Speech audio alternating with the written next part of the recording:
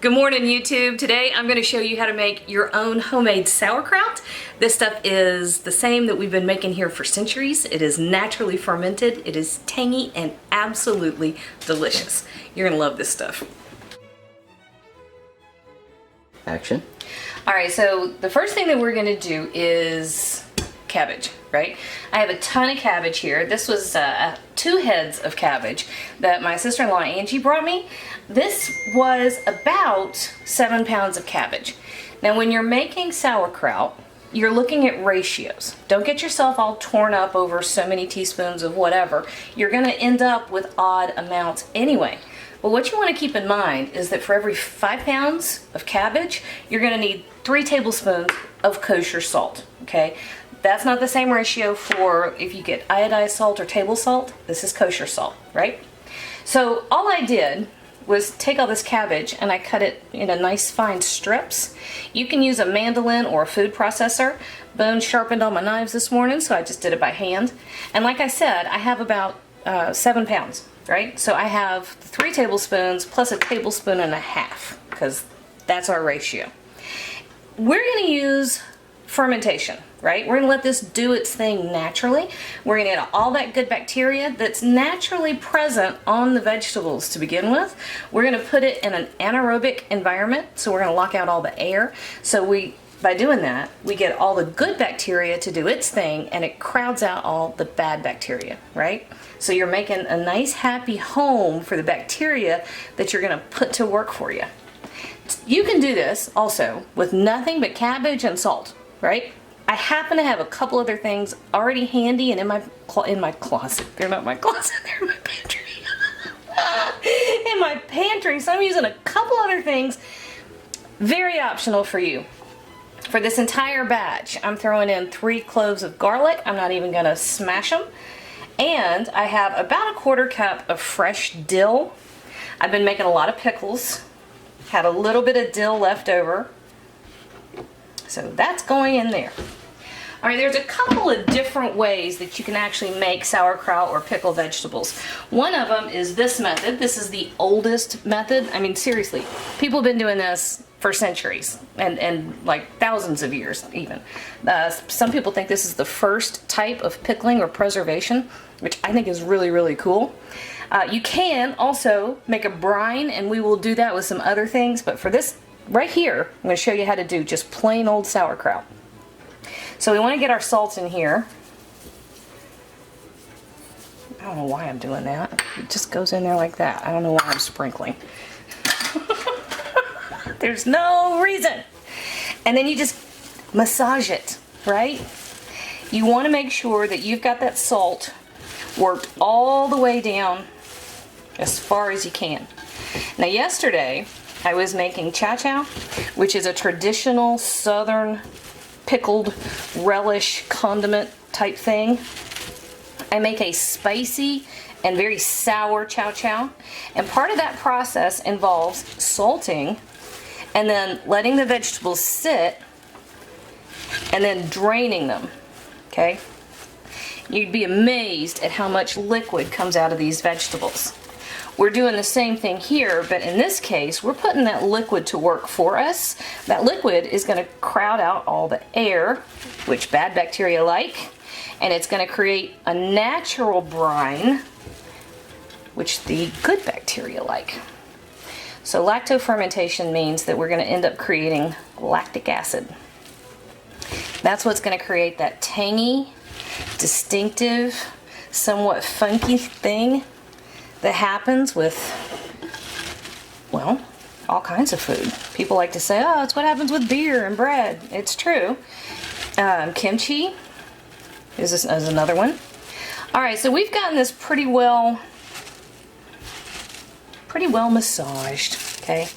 Now, the next thing is pick your container. You can use plain old quart mason jars. That's absolutely fine. I happen to have this, which is just a big old jar. That's all there is to it. And what we're going to do, if you have a quart mason jar, go ahead. You do the same exact method. I'm just going to start dropping this down in here. I will probably end up using a mason jar or two as well, depending on my final volumes. But I think you're going to be really surprised at how much this stuff wilts and condenses and how much liquid gets released, right? So here's all we're doing at this point. Also, why you want to make sure it's well mixed up before you transfer it to your final containers. You can pack straight into your jar. You don't have to mix it first and then move it. Apparently, I just like making extra work and extra steps. No, it's just I had so much cabbage. Now, I was poking around. Of course, fermentation is like the new hot trend. I've been making sauerkraut for years, but it has become like the thing. And I was poking around looking at different, what do I not know about fermentation, which is pretty significant. And I kept seeing like pickle pushers online, which are tools that you use to do this. And I thought, why another tool? I don't get it. So, not only am I cheap and stingy, I don't have enough storage to do that. So this is what I like to do. Been doing this forever. Okay? And this is all I'm gonna do until I have as much of this cabbage packed into this jar as I can get. And I'm just gonna keep repeating and repeating and repeating and crunching it down and beating it up, I've seen people that say you have to pound it for 10 minutes. No, you don't. I've done this for years. I never really pounded anything, but if you want to pretend that's your ex or something and just knock yourself out, that's fine with me. Anyway, I'm not going to do it. I'm just going to pack and squish, and I'm not taking my frustrations out on my sauerkraut. All right, tell you what, let me finish doing this. Look at how much of that has already condensed. This is kind of fun. That's how much, see? We're already down to that much. And one of the reasons why I like using a glass jar, look down here. Can you see down here on the edge of that? Do you see, is that? It's a little too close. A little too close? All right, back up just a touch. Oh, it's clear. Can you see? We're already, just in that couple of minutes, starting to get liquid coming out of that cabbage. All right, so I'm gonna continue packing and pushing it down and waiting on that liquid, and we'll be back in a few minutes and show you the next step. Actually, they're really in the next step. We've just about done it. Cut. Action. All right, this is kind of fun because Boone came in a minute ago and he said, "What happened? Where'd all the sauce come from? It's leaking." And he's right. He's exactly right. That's what we want. All right, so Boone, come in here and look. Look. See that? This has probably been less than 15 minutes. Yesterday when I made the chow chow, I left the salt on the vegetables for a good 4 hours, which is not untypical. That's pretty much how you do it. And I got a ton of liquid. This will continue to leak. What happened is the salt breaks down the cellular structure in the cabbage, so all the cells release their liquid. Pretty cool, huh? And here's the result. It's crunchy, which I think is delicious. And I don't know how much sauerkraut we're gonna get because I tend to come in here and snack on that. It's freaking addictive. I've been making a lot of pickles, and the funny thing is, the more pickles you have, the more you want. All right, so here's the next step. What you want to do is make sure all that cabbage stays submerged, right? And this is going to continue producing liquid, or actually the cabbage is going to continue to release water into this situation right here. And the number one thing we want to do is make sure everything stays below the liquid level. That's how you get that anaerobic action, right? So there's a couple ways you can do it. Depending on the size of your container, so like if you have a quart mason jar, you can take a plastic bag and really squish the plastic bag down until it's covering the entire surface, and then fill it with water. That's a great way to seal off a plastic or a mason jar. However, I've got this big container. It's really too big to do that method with, so I'm taking this saucer, which just about fits down in there. And I'm going to weight it.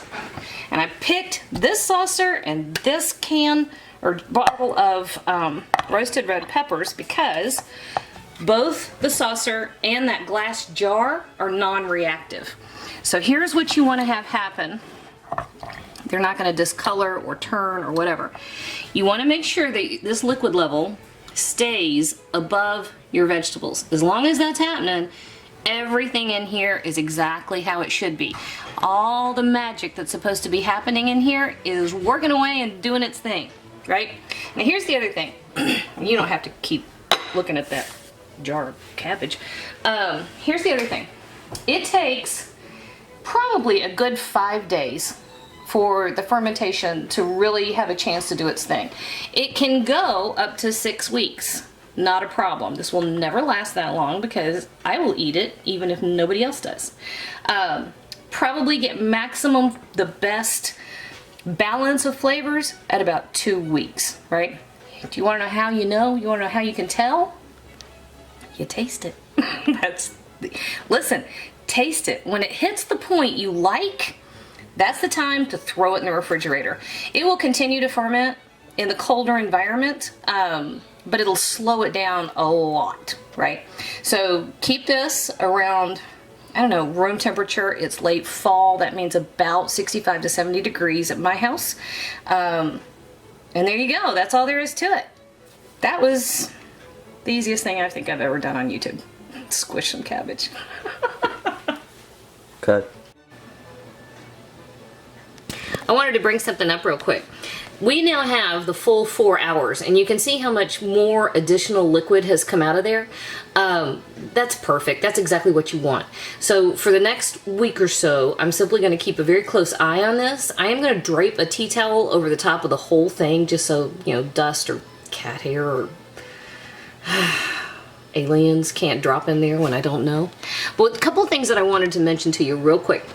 First of all, if you don't get enough liquid out of your cabbage to completely submerge everything, make a brine. You want about a 5% salt solution, and you'll only need like 2 cups and a teaspoon or 2. Figure out however much you need. So let's say you have 16 ounces, you would do 5%. So I'd do a teaspoon, and you only add enough brine to cover it like that. Right? But chances are, if you're patient, you'll have enough and you won't need to use the brine in addition to the natural liquid. All right, that's number one. Number two, if you're thinking about canning your sauerkraut, you can. That's not a problem. I think the easiest way to do it is a hot water bath and do it for about 25 minutes, I think. Double check the USDA requirements for canning. However, if you do that, you kill all the natural bacteria that are in there. That's the whole probiotic thing everybody keeps talking about. And so while you still have the deliciousness of the naturally fermented cabbage, you lose a good bit of the nutritional benefit once it's cooked inside the cans as you're canning it. Right? Does that make sense? So if you're really interested in the natural bacteria that are part of the whole probiotic hoopla, then you eat it just like this. Stick it in the fridge. You'll like it better. It'll be better for you. All right, guys, that's it. Hey YouTube, thanks for watching. And if you thought that video was helpful, do me a huge favor. Hit like, hit subscribe, hit the little bell so you get a notification whenever I post a new video. And if you have a second, hop on over to Patreon and check out how to support my channel even more. Again, thanks for watching.